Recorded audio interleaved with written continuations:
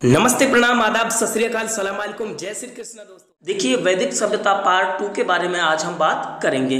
इससे पहले वैदिक सभ्यता का पार्ट 1 हमने कंप्लीट कर लिया था। उसमें हमने मोस्ट इंपॉर्टेंट 25 क्वेश्चन कवर किए थे और इसमें भी हम मोस्ट इंपॉर्टेंट 25 क्वेश्चन कवर करेंगे।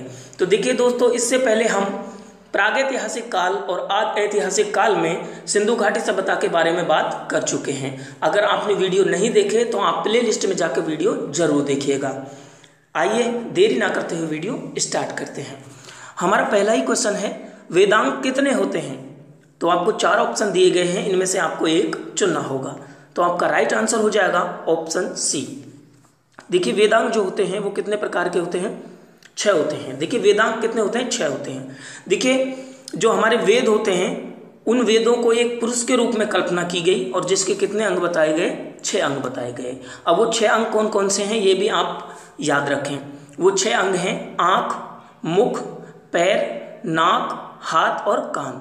देखिए, जैसे पुरुष के होते हैं, जैसे हमारे होते हैं, वैसे ही आंख, नाक, पैर, कान, हाथ और व्याकरण यानी मुख एक बात होती है। तो आप याद रखें कि वेदांग कितने होते हैं? 6 होते हैं। ठीक है, याद रखिएगा। आगे हम चलते हैं। अगला हमारा क्वेश्चन है कि किस वेद का कोई भी आरण्य ग्रंथ नहीं है? अब देखिए, कौन सा वेद है जिसका कोई भी आरण्य ग्रंथ नहीं है? आपको 4 ऑप्शन दिए गए हैं, एक राइट आप चुन सकते हैं। तो देखिए, जो वानप्रस्थ आश्रम के दौरान लिखे गए ग्रंथ थे उन्हें हम आरण्यक कहते थे। आपको पता है वानप्रस्थ आश्रम कौन सा होता है? वानप्रस्थ आश्रम होता है गृहस्थ आश्रम के बाद, यानी कि देखिए 75 साल के बाद में जो आश्रम होता है, जैसे वन को गमन होता है, वो होता है वानप्रस्थ आश्रम। ठीक है, तो आप याद रखिएगा आरण्यक ग्रंथ कब लिखे जाते हैं? वानप्रस्थ आश्रम के दौरान। तो ये कौन सा वेद है जिसका कोई भी आरण्य ग्रंथ नहीं है, ये आपको बताना है। तो देखिए, अथर्ववेद आपका ऑप्शन हो जाएगा राइट डी। देखिए, अथर्ववेद जो है इसका कोई भी आरण्य ग्रंथ नहीं है। क्या नहीं है? कोई भी आरण्य ग्रंथ नहीं है। और ये कब लिखे जाते हैं आरण्यक ग्रंथ? तो आप रखें याद, वानप्रस्थ आश्रम के दौरान लिखे जाते हैं। ठीक है, आगे हम चलते हैं। अगला हमारा क्वेश्चन है, वेदों की विशेष व्याख्या करने वाले ग्रंथ कहलाते हैं। देखिए, वेदों की जो विशेष व्याख्या करते हैं वो ग्रंथ क्या कहलाते हैं? श्रुति, स्मृतियां, आरण्यक या ब्राह्मण ग्रंथ? तो आपको राइट आंसर चुनना है। तो इसका राइट आंसर जो है वो हो जाएगा आपका ऑप्शन डी, ब्राह्मण ग्रंथ। देखिए, जो ब्राह्मण ग्रंथ होते हैं उन्हें क्या कहते हैं? वेदों की विशेष व्याख्या करने वाले ग्रंथ कहते हैं। अब देखिए, श्रुति आपको दिया गया है। ये श्रुति क्या होती है? ये भी वैदिक काल से जुड़ी हुई एक शब्दावली मान सकते हो आप। श्रुति का मतलब होता है सुनना। क्या होता है? सुनना। देखिए, वेदों को एक पीढ़ी से दूसरी पीढ़ी में क्या होता है? सुनना। वेदों को एक पीढ़ी से दूसरी पीढ़ी में हस्तांतरित करने के लिए, जो जैसे हम सुनाते हैं, कहानियों में सुनाते हैं, ऐसे ही वेदों को सुनाया जाता था। ठीक है, इसलिए वेदों को श्रुति भी कहा जाता है। ठीक है, वेदों को क्या कहा जाता है? श्रुति भी कहा जाता है। तो आप याद रखें, वेदों को श्रुति भी कहा जाता है। क्यों? क्योंकि ये एक पीढ़ी से दूसरी पीढ़ी में सुनाए जाते थे और इनका कोई एक लेखक नहीं है वेदों का। ये वेद जो है ये एक संकलन है। ठीक है, याद रखिएगा। आगे हम चलते हैं। देखिए, स्मृतियां ऑप्शन बी में आपको दिया गया है। स्मृतियां, ये स्मृतियां क्या होती थी? तो आपको पहले भी बता चुके हैं, वेदों के जो अनुपूरक ग्रंथ होते थे वो स्मृति कहलाते थे। ठीक है, और जो स्मृतियां होती हैं इन्हें क्या शामिल नहीं किया जाता? स्मृतियों को भैया उसमें शामिल नहीं किया जाता वैदिक साहित्य में। किसमें शामिल नहीं किया जाता? वैदिक साहित्य में। तो आप याद रखें, स्मृतियों को वैदिक साहित्य में शामिल नहीं किया जाता और ये वेदों की अनुपूरक ग्रंथ होते थे।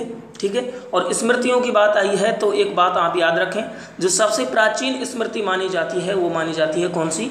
मनु स्मृति। आपने नाम जरूर सुना होगा। जो मनु स्मृति है वो सबसे प्राचीन स्मृति मानी जाती है। ठीक है, तो याद रखें। अब देखिए, आरण्यक ग्रंथ ऑप्शन सी में आपको दिया गया है, मैं पहले ही बता चुका हूँ, वानप्रस्थ आश्रम के दौरान।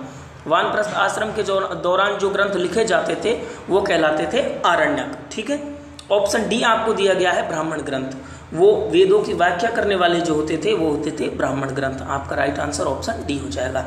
तो याद रखोगे, श्रुति यानी सुनना, वेदों को एक पीढ़ी से दूसरी पीढ़ी में हस्तांतरित किया गया था सुना सुना के, तो उसे कहते हैं श्रुति। स्मृतियां जो होती हैं वो वेदों के अनुपूरक ग्रंथ थे और स्मृतियों को किस में शामिल नहीं किया जाता? वैदिक साहित्य में इनको शामिल नहीं किया जाता। ठीक है, ये बात भी आप याद रखोगे। आरण्यक जो होते हैं, ये आरण्यक जो होते हैं वो लिखे जाते हैं वानप्रस्थ आश्रम के दौरान। तो आप चारों को याद रखें। आगे हम चलते हैं। अगला हमारा क्वेश्चन है उपनिषदों की कुल संख्या कितनी है। देखिए जो उपनिषद हैं उनकी कुल संख्या कितनी है, तो आपको ये बताना है कि देखिए ऑप्शन आपको 4 दिए गए हैं, एक आपको चुनना है। तो आपका राइट आंसर क्या हो जाएगा, ऑप्शन बी। देखिए जो उपनिषद हैं वो कितने हैं, 108 हैं। अब देखिए बात उपनिषद की हुई है तो उपनिषद के बारे में भी आप जान लीजिए। देखिए उपनिषद जो हैं वो क्या है, एक तरीके से आप इन्हें ज्ञान अर्जन करने के लिए ग्रंथ मान सकते हो, ठीक है। तो ये जो उपनिषद हैं ये 108 हैं और उपनिषदों के साथ में क्या हो जाता है, वेदों का अंत हो जाता है। देखिए सबसे आखिरी कड़ी जो होती है वो होती है उपनिषद। क्या होती है, उपनिषद, ठीक है। तो ये बात आप याद रखोगे कि वेदों का अंत किसके साथ हो जाता है, उपनिषदों के साथ। इसलिए इन्हें क्या कहते हैं, मोस्ट इंपॉर्टेंट बात हो सकती है आपके लिए, तो इन्हें कहते हैं वेदांत। क्या कहते हैं, वेदांत। तो आप याद रखें वेदांत किन्हें कहते हैं, उपनिषदों को। कितने होते हैं, 108 होते हैं, ठीक है। और वेदों का अंत इनके साथ हो जाता है। एक बात और याद रखें, देखिए उपनिषद का आपसे शाब्दिक अर्थ भी पूछ सकता है, उपनिषद का शाब्दिक अर्थ। तो आपको याद रखना है उपनिषद का जो शाब्दिक अर्थ है वो क्या है, उप यानी क्या होता है, समीप, ठीक है। उप यानी क्या होता है, समीप, उप यानी होता है समीप।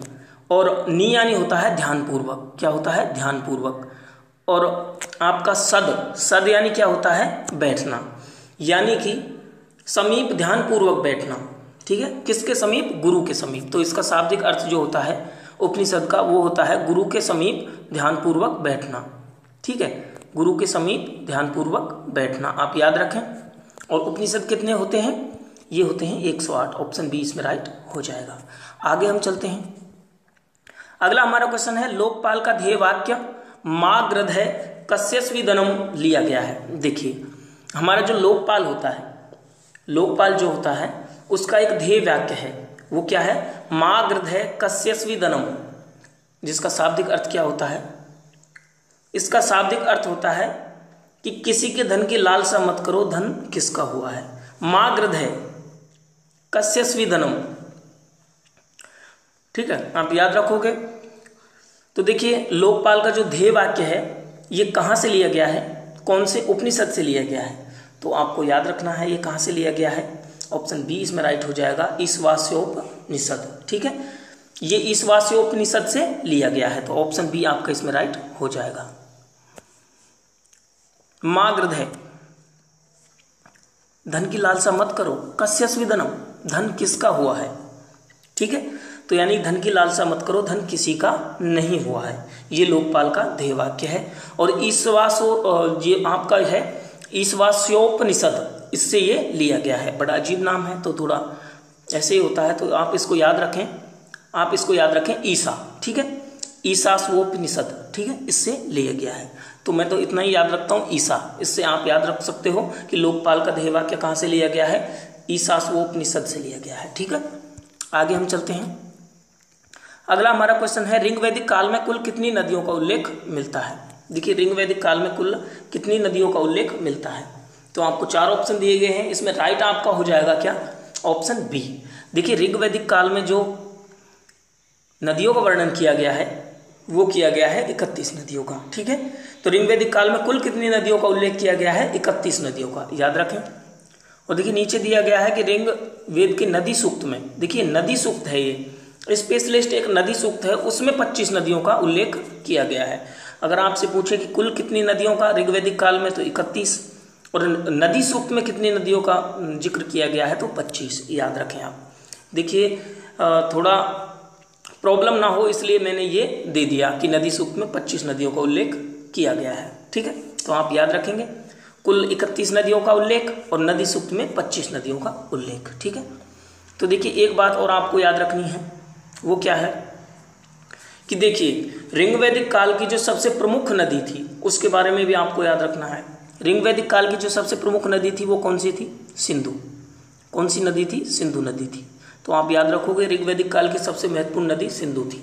अब देखिए सिंधु नदी थी, लेकिन आपको अगर सिंधु ऑप्शन में नहीं मिलती तो आप सरस्वती भी कर सकते हो, ठीक है, सरस्वती भी कर सकते हो। अब सरस्वती क्यों कर सकते हो? क्योंकि रिंग वैदिक काल की दूसरी सबसे महत्वपूर्ण नदी जो थी वो सरस्वती थी। ठीक है, सबसे अधिक जिक्र सिंधु का किया गया है और दूसरे नंबर पर जो जिक्र मिलता है वो मिलता है सरस्वती का। तो अगर आपको सिंधु मिले तो आप पहले सिंधु को प्रायोरिटी दोगे, और अगर आपको सरस्वती और सिंधु दोनों मिले तो सिंधु करना है, और अगर आपको सिंधु ना मिले तो फिर सरस्वती करना है। ठीक है, याद रखिएगा। आगे हम चलते हैं। अगला हमारा क्वेश्चन है, ऋग्वेद की सबसे प्रमुख नदी कौन सी थी? तो अभी मैंने आपको बताया था कि ऋग्वेद की सबसे प्रमुख नदी कौन सी थी, तो वो कौन सी थी? ऑप्शन ए इसमें राइट हो जाएगा, सिंधु। देखिए, आपको सिंधु और सरस्वती दोनों दिए गए हैं। अगर आपको सिंधु नहीं दिया होता तो सरस्वती इसमें राइट हो जाती। ठीक है, और चूंकि सिंधु को पहले आपको प्रायोरिटी देनी है तो आप याद रखें। आगे हम चलते हैं। अगला हमारा क्वेश्चन है, दशराज युद्ध का वर्णन ऋग्वेद के किस मंडल में मिलता है? देखिए, ऋग्वेद काल का एक महत्वपूर्ण युद्ध है दशराज युद्ध। ठीक है, तो देखिए इसके बारे में जो वर्णन मिलता है वो ऋग्वेद के किस मंडल में मिलता है? तो आप याद रखें, ऋग्वेद के कौन से मंडल में इसका उल्लेख मिलता है? तो राइट हो जाएगा आपका ऑप्शन बी। देखिए, 7वें मंडल में, 7वें मंडल में दशराज युद्ध का वर्णन मिलता है।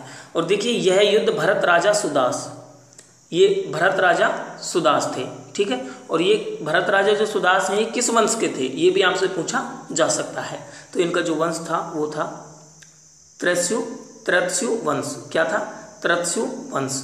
इनका वंश था, त्रत्स्यु वंश के राजा थे, राजा सुदास, और 10 राजाओं के मध्य, और एक साइड को जो थे 10 राजाओं का एक संगठन था। ठीक है, और ये कहाँ लड़ा गया ये भी आप याद रखें, ये परुष्णी या रावी। देखिए, वर्तमान जो नाम है इसका वो है रावी, और पहले इसे क्या कहा जाता था?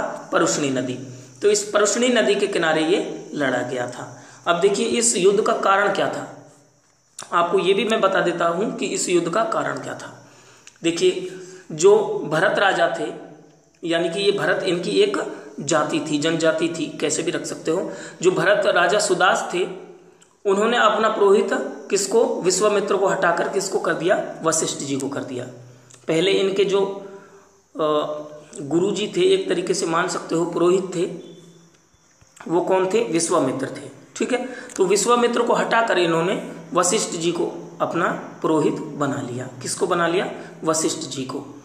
अब वशिष्ठ जी को पुरोहित बना लिया तो विश्वामित्र जी नाराज हो गए, और विश्वामित्र जी जब नाराज हो गए तो इन्होंने 10 राजाओं का एक संगठन बनाया और भरत राजा सुदास पर आक्रमण करवा दिया। लेकिन फिर भी इसमें भरत राजा सुदास विजयी हुए, और उन्होंने देखिए वशिष्ठ जी को ही अपना पुरोहित रखा। ठीक है, तो विश्वामित्र जी ने 10 राजाओं का संगठन इकट्ठा किया था और भरत राजा सुदास पर आक्रमण करवाया था। ठीक है, ये बात आप याद रख सकते हो। आगे हम चलते हैं। अगला हमारा क्वेश्चन है, देखिए, ये जो परुष्णी या रावी नदी है इसके किनारे और कहाँ लड़ा गया था? आप लोकेशन जो स्थिति है वो भी याद रख सकते हो, पंजाब पाकिस्तान में। कहाँ लड़ा गया था दशराज युद्ध? पंजाब पाकिस्तान में। ठीक है, परुष्णी या रावी नदी के किनारे। किस कारण से लड़ा गया था ये भी आप याद रखोगे कि जो पुरोहित विश्वामित्र जी थे उनको हटा के वशिष्ठ जी को पुरोहित बना दिया गया था। आगे हम चलते हैं। ऋग्वैदिक काल की सबसे बड़ी इकाई थी, देखिए ऋग्वैदिक काल की सबसे बड़ी इकाई थी। तो देखिए, इकाई से इसमें मतलब है कि एक तरीके से इकाई हम कह सकते हैं जैसे कि गांव, तहसील, जिला, राज्य, ये जो इकाई हैं इस तरह से राजनीतिक इकाई आप इन्हें मान सकते हो। तो सबसे बड़ी इकाई थी ऋग्वैदिक काल में, सबसे बड़ी इकाई कौन सी थी? तो आप इसमें बताएं। आपका राइट आंसर इसमें हो जाएगा ऑप्शन सी। देखिए, विस जो है,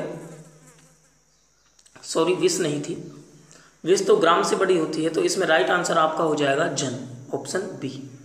देखिए, जन जो था वो सबसे बड़ी क्या थी? इकाई थी। और जन को क्या कहा जाता था? राष्ट्र। क्या कहा जाता था? राष्ट्र।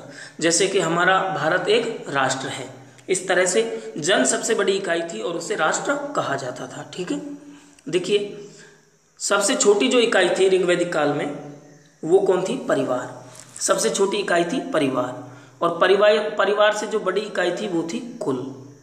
क्या था? कुल। और कुल से जो बड़ी इकाई थी वो थी ग्राम। क्या था? ग्राम। और ग्राम से जो बड़ी इकाई थी वो थी विस। ठीक है, और विस से जो बड़ी इकाई थी वो थी राष्ट्र या जन। तो आप ये बात याद रखोगे, सबसे छोटी इकाई परिवार थी, परिवार से आगे कुल, कुल से बड़ी ग्राम, ग्राम से बड़ी विस, और विस से बड़ी राष्ट्र। ठीक है, सबसे बड़ी इकाई थी राष्ट्र या जन। ये आप याद रखोगे। अब देखिए इसमें कई बार एक कंफ्यूजन हो जाता है। देखिए ये जन से आगे की जो इकाई है वो है जनपद, ठीक है, जनपद, और एक होता है महाजनपद। तो आप इस बात को याद रखें, ये जनपद और महाजनपद जो है ये दोनों ही ऋग वैदिक काल की इकाई नहीं है। जनपद और महाजनपद बिल्कुल ऋग वैदिक काल की इकाइयां नहीं हैं, ये एक तरीके से महाजनपद काल की इकाइयां हैं, ठीक है, जनपद और महाजनपद आप याद रखोगे। तो इस तरह से देखिए ऋग वैदिक काल की सबसे बड़ी इकाई जो थी वो क्या थी, जन, और इसे क्या कहा जाता था, राष्ट्र, ठीक है। आगे हम चलते हैं, अगला हमारा क्वेश्चन है, देखिए इसमें दिया भी गया है जनपद एवं महाजनपद वैदिक काल की इकाई नहीं थी, ठीक है, याद रखिएगा। आगे हम चलते हैं, किस शब्द का मात्र एक बार ऋग्वेद में उल्लेख मिलता है। देखिए कौन सा शब्द है जिसका एक बार उल्लेख मिलता है। वैसे देखिए मैं आपको बता दूं कि ऋग्वैदिक काल में बहुत सारे शब्द होंगे जिनका एक बार उल्लेख मिलता है, लेकिन चूंकि ये इंपॉर्टेंट था इसलिए मैंने आपको इंक्लूड करवा दिया। तो कौन सा शब्द है, आपको इन चारों में से चुनना है, क्योंकि चारों में से एक ही है जिसका एक बार उल्लेख हुआ है, वरना सारे शब्दों का बार बार उल्लेख हुआ है। तो वो कौन सा है, अभी हमने पढ़ा था, तो ऑप्शन बी इसमें राइट हो जाएगा। देखिए जो राष्ट्र शब्द है उसका मात्र एक बार उल्लेख ऋग्वेद में मिलता है, सिर्फ एक बार उल्लेख मिलता है, और सारा क्या मिलता है, जन, ठीक है, और सारा उल्लेख क्या मिलता है, जन, मात्र राष्ट्र एक बार उल्लेख मिलता है। याद रखिएगा सबसे बड़ी इकाई है ऋग्वैदिक काल की। देखिए राष्ट्र शब्द का सुस्पष्ट उल्लेख महाजनपद काल में मिलता है। देखिए राष्ट्र शब्द जो है इसका जो सुस्पष्ट उल्लेख मिलता है वो महाजनपद काल में मिलता है, इससे पहले मात्र ऋग्वैदिक काल में एक बार इसका उल्लेख मिला है, ठीक है। आगे हम चलते हैं, देखिए जितने भी इंपॉर्टेंट क्वेश्चन थे वो सारे हमने इंक्लूड किए हैं वैदिक सभ्यता से, कोई भी क्वेश्चन शायद होगा जो हमने छोड़ा है, वरना जितने भी इंपॉर्टेंट हैं सारे इंक्लूड किए हैं। तो देखिए ऋग वैदिक काल में परिवार का मुखिया कहलाता था। देखिए ऋग वैदिक काल में परिवार का मुखिया क्या कहलाता था। अब देखिए जितनी भी राजनीतिक इकाइयाँ थी, जितनी भी इकाइयाँ थी, जैसे कि परिवार, कुल, ग्राम, विश्व, जन, राष्ट्र, जितनी भी इकाइयाँ थी उनका एक मुखिया हुआ करता था। तो देखिए परिवार का मुखिया क्या कहलाता था वो आपसे पूछा गया है, तो इसमें राइट हो जाएगा आपका ऑप्शन सी, गृहपति। जो गृहपति था वो क्या कहलाता था, परिवार का मुखिया कहलाता था। कौन कहलाता था, गृहपति, ठीक है, याद रखोगे, ऑप्शन सी आपका इसमें राइट हो जाएगा। अब देखिए इसमें आपको तीन ऑप्शन और दिए गए हैं। एक दिया गया है आपको गोप, ठीक है, ये ऑप्शन डी दिया गया है आपको गोप। गोप जो होता था वो क्या होता था, वो क्या होता था, जन का क्या होता था, मुखिया होता था, ठीक है, जन का क्या होता था, मुखिया होता था गोप, ठीक है। गृहपति जो है वो परिवार का मुखिया होता था। अब इसमें आपको एक ऑप्शन दिया गया है कुलुप। ये कुलुप जो होता था ये कौन होता था, ये कुल का मुखिया होता था, ठीक है, नाम से स्पष्ट है, कुलुप, कुल का मुखिया। और देखिए ग्राम का जो मुखिया होता था वो होता था ग्रामीणी। तो ये तो सब सिंपल है, आप नाम से ही इन्हें याद रख सकते हो। आपको याद रखना है गोप जो होता था वो होता था जन का मुखिया, ठीक है, आप याद रखोगे। तो आगे चलते हैं, अगला हमारा क्वेश्चन है, ऋग वैदिक काल में जन का मुखिया कहलाता था। अब देखिए आपसे पूछा है जन का मुखिया क्या कहलाता था। मैंने अभी आपको बताया है कि जन का मुखिया क्या कहलाता था, आप मुझे कमेंट करके बताओगे, ठीक है। अब देखिए इसमें ऑप्शन ए दिया गया है विस्पति। विस्पति जो होता था वो कौन होता था, विश का मुखिया। और विश जो है ये कौन सी इकाई थी, विश जो है ये गांव के बाद आने वाली इकाई थी। जैसे गांव होता है और गांव के बाद ग्राम पंचायत आती है, वैसे ही विश जो है वो गांव के बाद आने वाली इकाई थी, ठीक है। तो आप याद रखोगे विस्पति विश का मुखिया होता था, ठीक है। अब देखिए आगे आपको ऑप्शन दिए गए हैं, मैं सारों को बता चुका हूँ। ऋग्वैदिक काल में जन का मुखिया जो है वो आपको कमेंट करके बताना है कि कौन सा है, ठीक है। आगे हम चलते हैं, ऋग्वेद में नरिष्ठा कहा गया है। देखिए ऋग्वैदिक काल में नरिष्ठा किसे कहा गया है, तो आपको बताना है। आंसर वैसे आपको अनुमान लगा सकते हो, दिख गया होगा शायद। तो देखिए नरिष्ठा जो कहा गया है वो कहा गया है सभा को। किसको कहा गया है, सभा को। तो ऑप्शन बी आपका इसमें राइट हो जाएगा। देखिए सभा या नरिष्ठा का उल्लेख 8 बार मिलता है। कितनी बार मिलता है, ऋग्वेद में 8 बार मिलता है सभा का उल्लेख, और सभा को ही क्या कहा जाता है, नरिष्ठा कहा जाता है।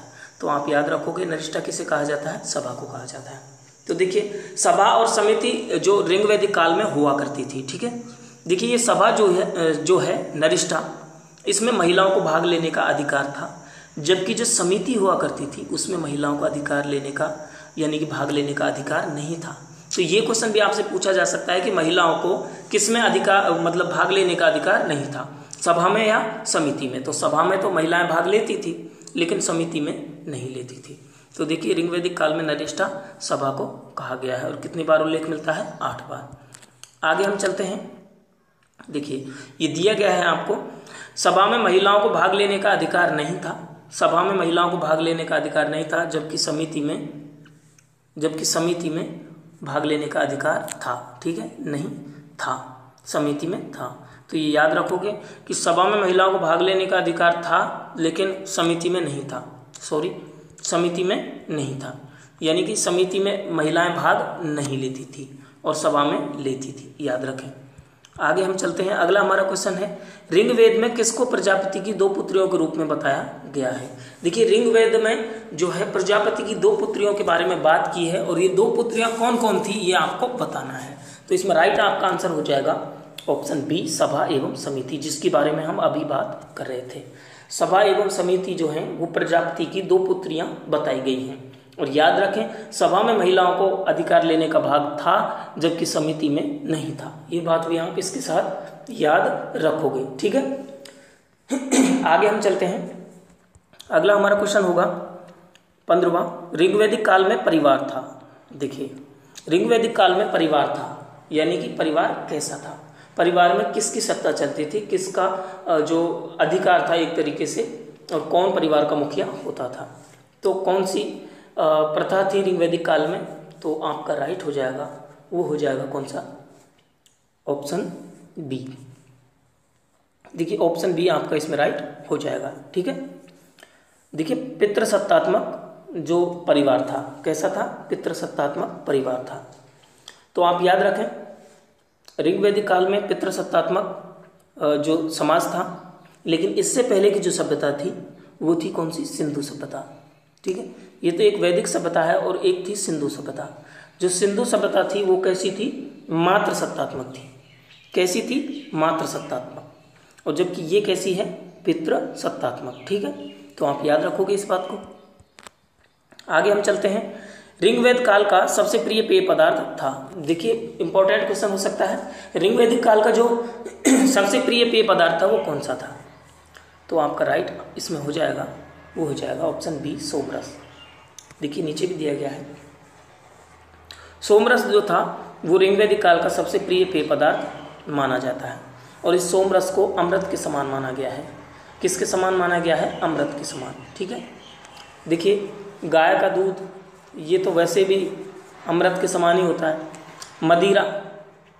मदिरा तो बिल्कुल नहीं होता भाई, ये पीते होंगे मदिरा।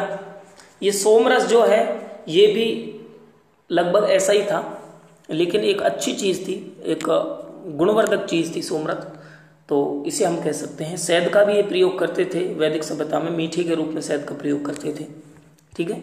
आगे हम चलते हैं।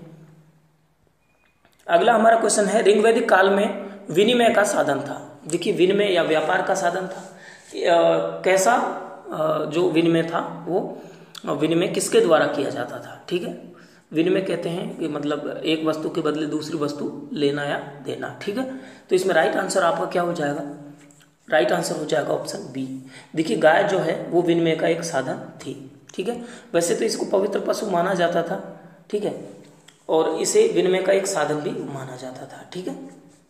तो गाय जो थी वो विनिमय का साधन थी। सिक्के तो बिल्कुल नहीं थे, हाथी घोड़ा ये तो बिल्कुल नहीं थे, तो गाय थी, ठीक है। ऋग्वैदिक काल में विनिमय का साधन क्या थी, गाय थी, ठीक है, याद रखोगे। आगे चलते हैं। अगला हमारा क्वेश्चन है, ऋग्वैदिक काल में विवाह की आयु थी। देखिए विवाह जो होता था उसकी आयु क्या थी। देखिए ऋग्वैदिक काल में विवाह की आयु क्या थी, तो इसमें आपका राइट कौन सा हो जाएगा, आप बता सकते हो कमेंट करके कि क्या थी ऋग्वैदिक काल में विवाह की आयु। 16 वर्ष, 21 वर्ष, 28 वर्ष या 14 वर्ष। देखिए ऋग्वैदिक काल में जो महिलाओं की स्थिति थी वो अच्छी थी, कैसी थी, अच्छी थी। लेकिन जो उत्तर वैदिक काल था ठीक है। उत्तर वैदिक काल में इनकी जो स्थिति थी वो अच्छी नहीं रही, थोड़ी खराब हो गई, लेकिन जो ऋग वैदिक काल था उसमें महिलाओं की स्थिति अच्छी थी। तो कमेंट करके बताएं कि ऋग वैदिक काल में महिला जो विवाह की आयु थी वो कितनी थी। ठीक है, आगे हम चलते हैं। अगला हमारा क्वेश्चन है, ऋग वैदिक काल में जो महिलाएं आजीवन अविवाहित रहती थी उन्हें क्या कहा जाता था। ठीक है, जो महिलाएं आजीवन अविवाहित रहती थी उन्हें क्या कहा जाता था। ठीक है, तो आप इसमें बताओगे, 4 ऑप्शन आपको दिए गए हैं। ठीक है, तो देखिए जो महिला अविवाहित रहती थी उसे क्या कहा जाता था, तो उसे कहा जाता था क्या, अमाजो। क्या कहा जाता था, अमाजो। देखिए ऑप्शन बी इसमें राइट हो जाएगा, अमाजो या अमाजू। क्या कहा जाता था, अमाजो या अमाजू। ऋग वैदिक काल में जो महिलाएं जीवन पर्यंत अविवाहित रहती थी उन्हें अमाजू कहा जाता था, और जो जीवन पर्यंत ब्रह्मचर्य पालन करती थी उन्हें क्या कहा जाता था, ब्रह्मचारिणी। क्या कहा जाता था, ब्रह्मचारिणी। तो ये तो एक सिंपल शब्द है, ब्रह्मचारिणी कहा जाता था। ठीक है, क्या कहा जाता था, ब्रह्मचारिणी। और जो महिलाएं जीवन पर्यंत ब्रह्मचर्य पालन एवं वैदिक मंत्रों की रचना करती थी, ठीक है, उन्हें कहा जाता था ऋषि। ठीक है, क्या कहा जाता था, ऋषि। वैदिक कालीन जो बहुत सारी विदुषी महिलाएं हैं उनके बारे में आपसे पूछ सकता है कि वैदिक कालीन बहुत सारी विदुषी महिलाएं कौन कौन सी हैं, तो आगे हम इसकी बात करेंगे। चलिए, ऋग वैदिक काल में वर्ण व्यवस्था थी। देखिए ऋग वैदिक काल में जो वर्ण व्यवस्था थी वो कैसी थी, ये आपको बताना है, कैसी वर्ण व्यवस्था थी। तो देखिए ऋग वैदिक काल में जो वर्ण व्यवस्था थी वो कैसी थी, कर्म पर आधारित थी। ऑप्शन बी इसमें राइट हो जाएगा, कैसी थी, कर्म पर आधारित थी। जैसा आदमी कर्म करेगा, ठीक है, वैसी ही श्रेणी में उसे रखा जाएगा। ठीक है, जैसे कोई आदमी पंचांग पढ़ता है या फिर ब्राह्मण का कार्य करता है तो वो ब्राह्मण है। जैसे कोई युद्ध लड़ता है, वो कोई भी जाति का हो सकता है तो वो योद्धा है, क्षत्रिय है। ठीक है, और जो कोई व्यापार संबंधित कार्य करता है तो वो वैश्य है, और जो कोई जैसे कि जूते चमड़े ऐसा कार्य करता है तो वो क्षुद्र है। ऐसे कर्म के आधार पर जो वर्ण व्यवस्था थी वो विभाजित थी। ठीक है, याद रखिएगा।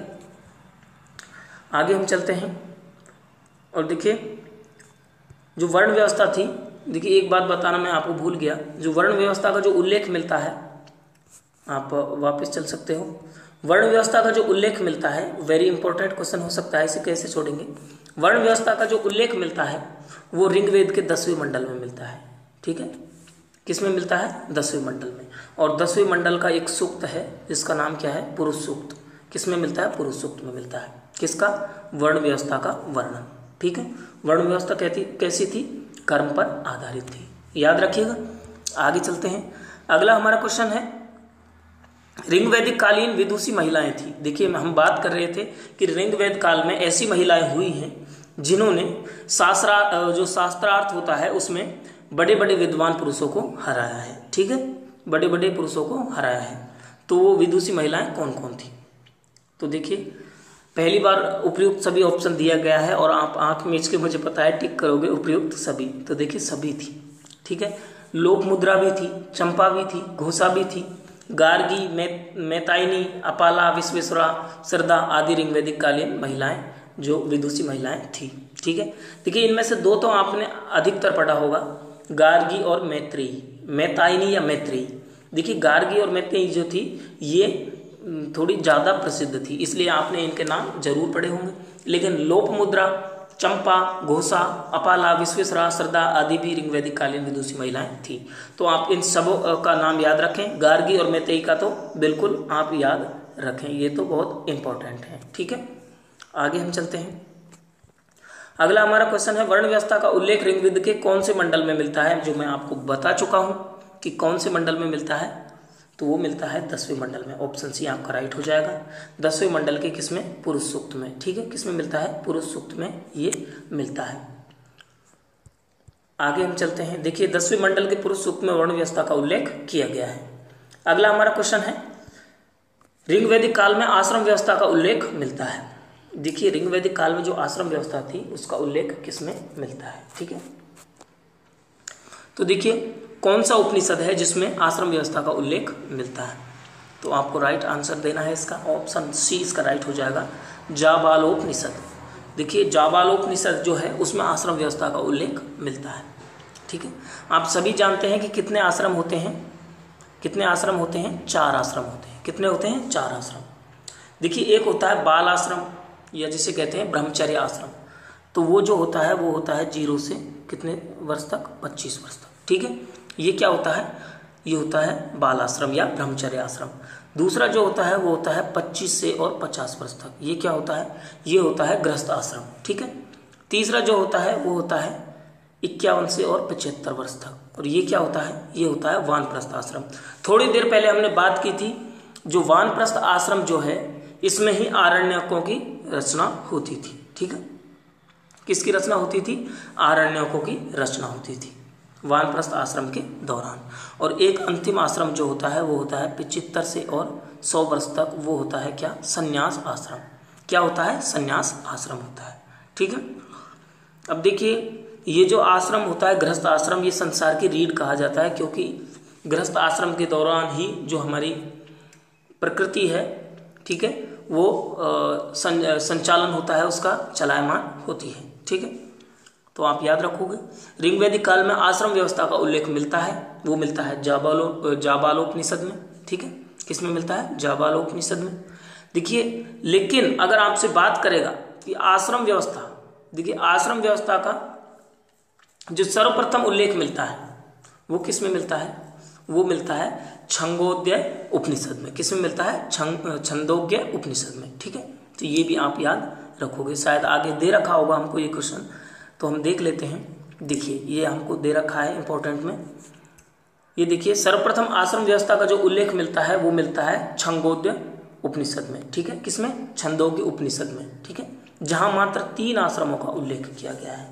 जहां कितने आश्रमों का उल्लेख किया गया है, 3 आश्रमों का उल्लेख किया गया है, गृहस्थाश्रम, वानप्रस्थ और संन्यास आश्रम। तो देखिए संपूर्ण रूप से जो हमें आश्रमों का उल्लेख मिलता है वो तो जाबालोपनिषद में मिलता है, लेकिन सर्वप्रथम जो मिलता है वो छंदोग्य उपनिषद में मिलता है, जहां 3 आश्रमों का उल्लेख मिलता है। तो याद रखोगे दोनों उपनिषदों को। ठीक है, आगे हम चलते हैं। अगला हमारा क्वेश्चन है, ऋग्वैदिक काल के सबसे प्रमुख देवता थे। देखिए सबसे प्रमुख देवता ऋग्वैदिक काल के कौन से थे, तो ये आपको बताना है, वरुण, पृथ्वी, इंद्र या धौंस। तो इसमें राइट आंसर आपका हो जाएगा ऑप्शन सी।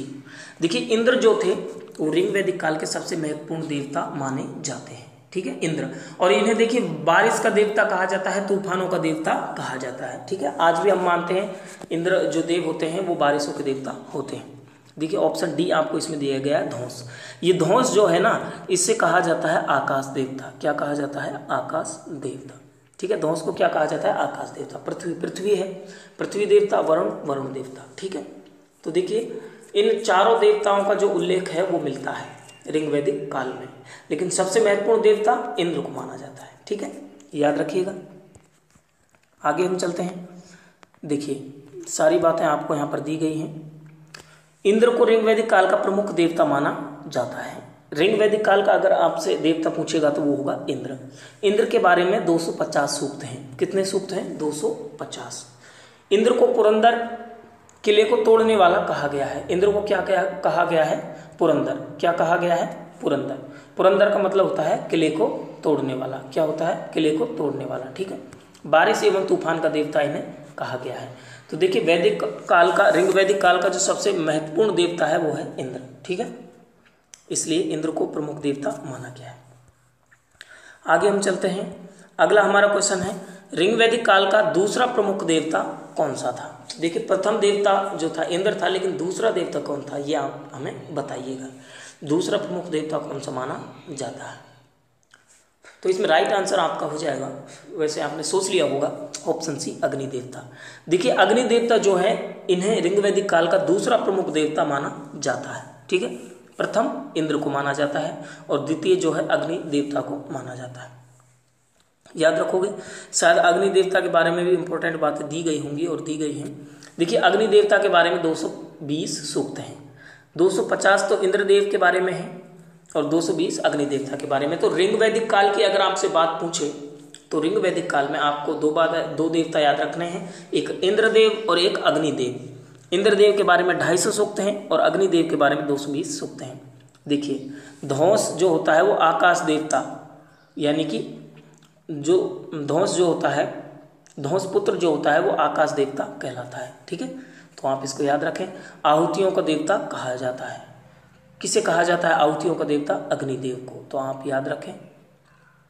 ठीक है दोस्तों, तो इस तरह से देखिए आज की हमारी क्लास यहीं पर कंप्लीट होती है। इससे पहले भी हम इम्पोर्टेंट जो हमारे क्वेश्चन थे उनके बारे में बात कर चुके थे। इससे पहले भी हमने इम्पोर्टेंट 25 क्वेश्चनों के बारे में बात की और आज भी हमने 25 क्वेश्चनों के बारे में बात की। तो देखिए टोटल हमारे कितने क्वेश्चन हो जाते हैं? 50।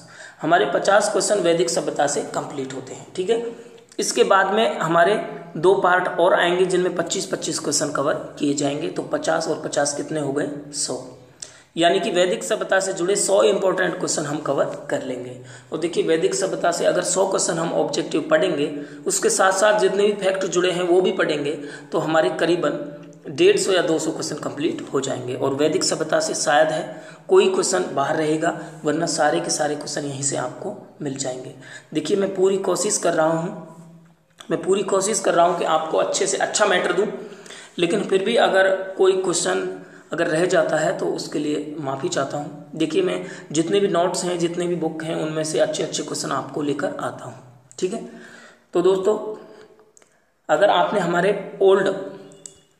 आपने ओल्ड वीडियो हमारे नहीं देखे, देखिए हम इससे पहले बात कर चुके हैं प्रागैतिहासिक काल के बारे में।